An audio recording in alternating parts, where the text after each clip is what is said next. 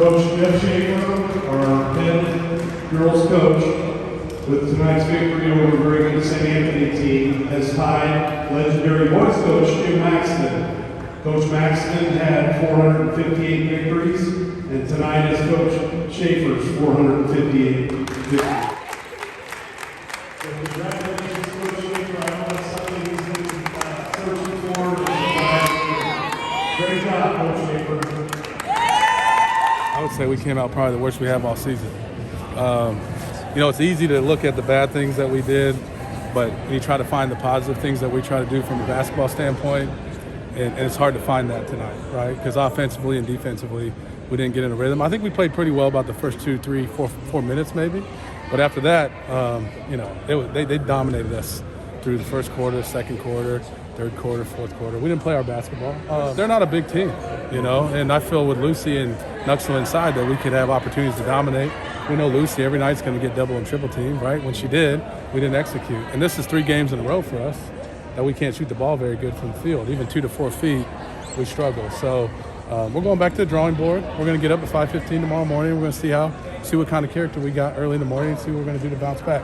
I do guarantee this, we're going to come out a lot better on Saturday, and we only got 1 practice to turn it around. So am I pleased? Absolutely not. Are the girls pleased? I don't think so. I think we've done a lot of good things this year, and tonight, I think we needed this to wake up a little bit. Yeah, it's a difficult week for us, but the good news for this is, and I talked to you guys about this before, it's kind of like a playoff week for us, trying to get prepared for where we want to go in the second season. That's not that we're focused on that today, but that's where we want to go long term. So you got to play T-Town on a Monday. We battled them, right? I don't think we played them that good in probably school history. No offense to anybody before, but I don't think we did. Then we come out here tonight against an Effingham team that I know that we can compete and beat, and they dominated us. So now we're going to play a good Arthur on Saturday, and we're going to really see what kind of character we have when we have adversity as a basketball team. And I think we're going to play good on Saturday. Feel good about it. We can't knock down shots. Okay. We can't go inside out, and people can't knock down shots. We're not getting into our driving lanes and finish at the bucket. I mean, I don't know what the numbers were, but you guys can add them up the last few games. Just terrible from the field, from 2 to 4 feet even. So, our first 10 games, we dominated from 2 to 4 feet, right? We shot really, really well from there. We knocked in 3 to 4 threes a game during that run. We shot free throws at 68 to 70%. All those numbers in the last few games have gone backwards. I'm confident that this team is going to learn from this tonight. I'm glad we got it early in the season, that we can move on and figure out what we want to do. I'll give it to them. They played really, really well tonight. So good for Jeff, and congratulations on his big win. Well, I think it's pretty cool because I went here and I played for Coach Maxton, and I copy what he taught me. We were always prepared to play. When I played here, we knew he had really good scouting reports. We knew what the other team was going to do. I copy his practice plan and his preparation down to a T. And then the person who motivated me the most, I think, as a player, was Coach Felling. He made you believe that you could accomplish more than you're probably capable of, and I've always tried to instill that in my girls. Give them confidence, not tell them, get them to want to shoot. Don't be afraid to get in the lane like Madison did tonight. If you make a mistake, it's okay, but we got to be able to get in there.